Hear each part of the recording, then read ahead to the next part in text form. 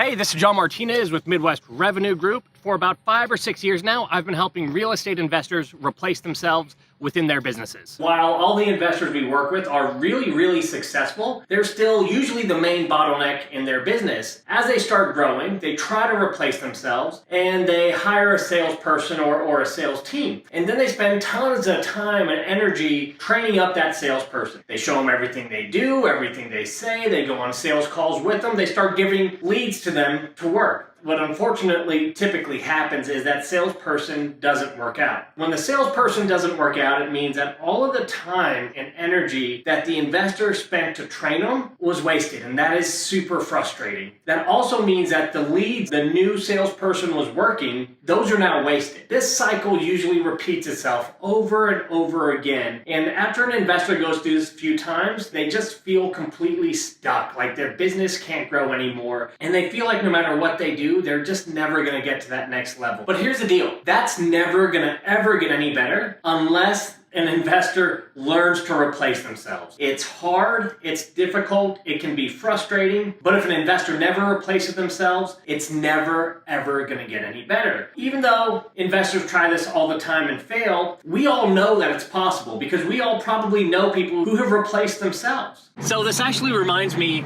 of a client that we worked with this year. We started talking about, hey, where are you in your business? Where do you want your business to be? What's going on? And he said, hey, here's what I love to do, John. What I love to do is I'm really a high-level visionary. I love to solve business problems. I love to put the business plan together. And I love to run the business from a high level. But the problem is he was getting pulled into his business over and over again. He was running all the sales calls. He was walking through the homes. He couldn't pull himself out of that position. No matter how many people he hired and what he tried to do, it never worked out. And he was always back in that position of spending 20, 30, 40 hours a week walking houses and making offers. The really cool thing is he was able to implement a pretty simple sales system, and with that system he now had something he could give to his employees, to his salespeople. So he's doing a lot better now because he keeps hiring more salespeople. If you think about the people you know in your peer group, you probably already know people who've replaced themselves. The only reason they're able to do that is because they used systems to replace themselves. I want you to think about McDonald's. McDonald's is a massively successful corporation, but if you really think about it, McDonald's is basically run by teenagers. How does that work?